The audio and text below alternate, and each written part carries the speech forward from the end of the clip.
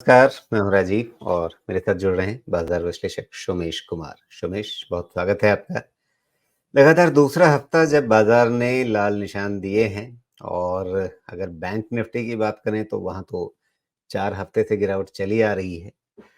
तो इस समय अब बाजार में आगे के लिए रणनीति कैसे बनाई जाए, खास करके ये भी देखना है कि अगले ही हफ्ते अंतरिम बजट सामने आना है। हमने पहले भी उसकी थोड़ी बातचीत की है। वैसे भी अंतरिम बजट है, बहुत ज़्यादा कुछ ख़ास उम्मीदें नहीं रहती हैं, लेकिन फिर भी मतलब कुछ तो उठा-पटक हो ही सकती है उसके चलते।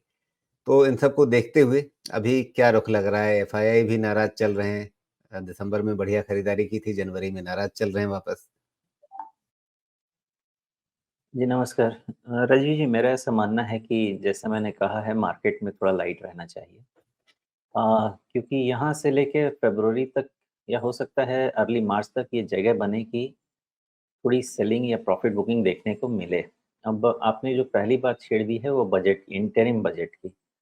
मुझे जहाँ तक लगता है जैसा अभी मैंने न्यूज़ भी पढ़ा, फ़ोकस अगर है पुअर पे या किसान पे, अगर ऐसे जगह पे फ़ोकस है तो थोड़ा बहुत आप खर्च वाला जैसे उम्मीद करते हैं इलेक्शन के पहले थोड़ा बहुत उम्मीद कर सकते हैं, लेकिन वो भी as a part of the overall budget ही उम्मीद कर सकते हैं, बहुत ज़्यादा नहीं रहेगा। तो अगर ये स्टेटमेंट है तो आप बजट में बहुत और ज़्यादा तो उम्मीद नहीं करेंगे और ये स्टेटमेंट एफआईआईज़ के साथ भी बहुत ज़्यादा वेल तो नहीं जाएगा कि आपका फ़ोकस खर्चे पे ज़्यादा आ जाएगा तो। और एफआईआईज़ के नंबर्स भी ऐसे आ रहे हैं कि यहाँ से मुझे लगता है टॉप तो है मार्केट में बना हुआ थोड़े टाइम के लिए, कंसोलिडेशन ही हो सकता है या थोड़ा-सा और कूल ऑफ हो सकता है। अगर कूल ऑफ होता है, मैं इसको बहुत हेल्दी इन नेचर मान के चलता हूँ और मेरा ऐसा अंदाज़ा है कि जैसा हम अभी तक ठीक कहते आ रहे हैं, मार्केट में अपसाइड कैप रहेगी, इन बिटवीन जैन टू मार्च हमको खरीदने का मौका मिलेगा। वो अभी भी मेरा मेंटेन्ड है स्टैंस, इससे ज़्यादा और कुछ नहीं है। आज के डेट में हम जब बात करेंगे छोटे-छोटे लेवल्स बहुत इम्पोर्टेंट हो जाएँगे। अपसाइड में हमारे रेजिस्टेंस के लिए जो जानना बहुत ज़रूरी है, लेकिन एक सबसे बड़ा लेवल बन के आएगा, वो भी मैं समझा दूँगा थोड़ी देर जी, में। तो अब थोड़ी देर क्या, सीधे उन लेवल्स की ही बात कर लेते हैं। क्या लग रहा है सेंसेक्स निफ्टी के लिए किन स्तरों पर ध्यान रखना है आगे? देखिए, निफ्टी मैंने एक बात सबको समझाई थी कि शायद हो गया उसके लिए 5-6 दिन तो हो ही गया होगा मुझे जहाँ तक याद है, कि निफ्टी के पास 2 हफ्ते ही बचे हैं 21,800 निकलने के लिए। अगर 2 हफ्ते तक नहीं निकल पाई निफ्टी 21,800 तो इसका मतलब ये है कि निफ्टी कहीं न कहीं फँसने जा रहा है। मैंने तो खाली बोला था 2 हफ्ते क्या 2 दिन में ही कमाल होना शुरू हो गया है।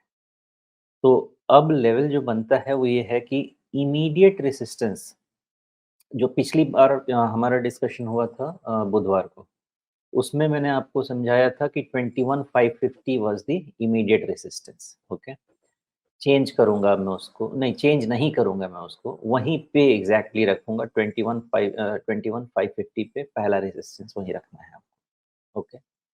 दूसरा रेजिस्टेंस जो मैंने रखा था जो 23 जनवरी के कैंडल का हाई था व्हिच इज़ 21,750 वो थोड़ा-सा नीचे पहुँच गया है 21,650 लेकिन अगर कोई बैलेंसिंग एक्ट करना चाहे तो अभी भी 21,750 पे रख सकता है। ये दोनों रेसिस्टेंसेस अभी भी बने रहेंगे। आज का एक और नंबर ऐड होगा 21,850 जो पहले भी था और अभी भी है। तो देखिए छोटे-छोटे रेंजेस अगर आने लगे तो इसका मतलब ये मान के चलिए कि मार्केट कंसोलिडेशन के फेज़ में जाना चाहता है। इसलिए बहुत अपसाइड तो उम्मीद नहीं कर सकते। हाँ, ये स्ट्रक्चर बना पड़ा है कि डाउनसाइड अभी भी ओपन रहेगा। तो ऊपर में सबसे इम्पोर्टेंट तो मुझे दिख रहा है कि मोमेंटम लाने के लिए 21,550 ही है और उसके ऊपर में 100 पॉइंट के 2 और रेजिस्टेंसेस आपके पास आ जाएँगे। 21,550, 21,650, 21,750 एंड 21,850 जो कि बहुत इम्पोर्टेंट रेजिस्टेंस होगा इस रिवर्सल को स्ट्रेंथ देने के लिए। ये मुझे लग रहा है। अब रही बात कि ये तो तीनों रेजिस्टेंसेस आपको सिर्फ़ एक कंसोलिडेशन का ही मार्केट बताते हैं, अभी भी आपको बाय डिप्स का मार्केट नहीं बताते हैं। बाय डिप्स का मार्केट तब तक नहीं बनेगा जब तक 22,000 के ऊपर निफ्टी क्लोज नहीं हो जाए। और जिस दिन निफ्टी 22,000 के ऊपर क्लोज हो गई, जहाँ पे भी फाइनल लो है, मान लीजिए कि यही आपका लो बन के रह गया 21,137 का। जो भी उस स्ट्रक्चर का लो है, वो स्ट्रक्चर का low as stop loss and this market becomes buy dips market. इस थियरी से ही चलिएगा। और पहले जो मैं 20,000 के 21,000 के नीचे की बात कर रहा था, अभी भी उस बात पे मैं अ, अभी भी वो बात मैं मेंटेन करता हूँ। एक फ़र्क ये पड़ सकता है आपको कि 50 डीएमए जो है, वो धीरे-धीरे ऊपर आने की कोशिश कर रहा है, तो ये 21,000 के ऊपर आ चुका है।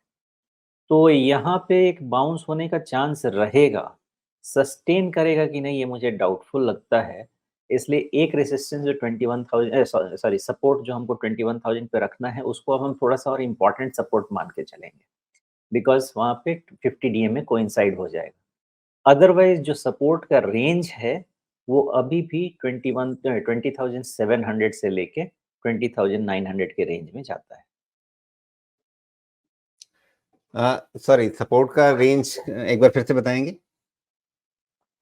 हाँ, तो चूँकि अब 50 डीएमए ऊपर आ गया है, तो 21,000 एक बहुत ही important psychological as well as technical जी, सपोर्ट उसके का बाद लेवल आपने कौन से 2 लेवल बताए? है। उसके नीचे 20,700 से लेके 20,900, ये जो जी। ज़ोन रहेगा, ये आपका पूरा सपोर्ट का ज़ोन रहेगा। कहीं पे भी निफ्टी यहाँ पे सपोर्ट फाइंड आउट करने की कोशिश करेगी, और मान लेते हैं कि अगर यहाँ पे सपोर्ट नहीं मिला, तभी हम एनालिसिस शुरू करेंगे 20,000 का, उसके पहले नहीं करेंगे। जी।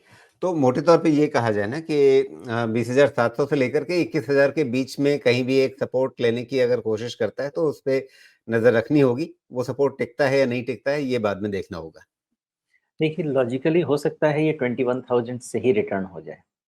लेकिन जी, उसको मैं ओपन इसलिए रख रहा हूँ कि एफआईआईज़ के जो सेल के नंबर्स हैं ना, ये थोड़े नॉर्मल नहीं लग रहे हैं। जी, इसलिए हमको थोड़ा एबरेशन का भी ध्यान रखना पड़ेगा। जी।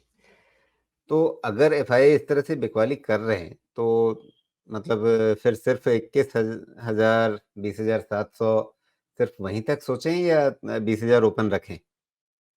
राजीव जी, वैसे थोड़ा मुझे 20,000 का डर लग रहा है। लेकिन मैं तो नंबर्स पढ़ता हूँ। जी, नंबर्स जब एक के बाद एक धोखा देंगे तभी वहाँ जाएँगे। लेकिन 20,000 का डर लग रहा है। डर इसलिए लग रहा है कि देखिए, जियोपॉलिटिकल सिचुएशन बहुत ही खराब जा रहा है। जी, ये जो अभी बातचीत हो रही है, इसमें बहुत ज़्यादा कड़वाहट है, और इसका क्या इम्पैक्ट होगा वो अंदाज़ा नहीं लगाया जा रहा है। शायद इस तरह की एफआई सेलिंग थोड़ी डिस्टर्बिंग है। पूरे इमर्जिंग मार्केट में ऐसी सेलिंग है, तो थोड़ी डिस्टर्बिंग है ये। जी। और टेक्निकली भी एक ब्रेक आपके पास खुला हुआ है ना, गैप खुला हुआ है ना ये, तो इस गैप को भरना भी तो निफ्टी के मन में कहीं न कहीं होगा ही। नहीं, आप सही कह रहे हैं, वो हो सकता है। मेरी थियरी इस पे बेस्ड है, जो कि जब 20,500 निफ्टी निकल गई थी, तब से ये थियरी मैंने रखी हुई है कि एक बार प्रीवियस लो का विज़िट होता है। अभी हो गया तो सेफ है, 25,000 जाके हुआ तो लीथल है।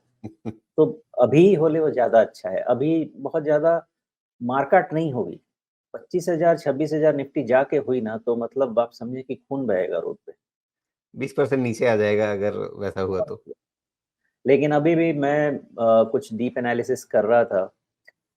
अगर निफ्टी 20,000 आके भी 25-26,000 जाने की कोशिश करती है, मैं वहाँ से लाइट ही होना चाहूँगा, बिकॉज़ फिर से एक चांस रहेगा नीचे आने का, बिकॉज़ 25-26 का इवन ट्रेलिंग पी गया ना, मेरा जी, डिस्कम्फर्ट बढ़ता है। और अब वो वाली बात नहीं है ना कि आईटी स्टॉक्स ऐड हुए हैं, हाई पी स्टॉक्स ऐड हुए हैं, तो निफ्टी का मीडियन पी डिस्टॉर्ट होगा, वो 2020 की बात थी। हमारे पास अब 3 से 4 साल का डेटा है उसको नॉर्मलाइज़ करने के लिए, तो मैं अभी 25 टू 28 का जो रेंज है, चाहे कितना भी हमारा आने वाला अर्निंग स्ट्रॉन्ग हो, मुझे ट्रेलिंग 25 टू 28 को बहुत वैल्यू देना है। जी।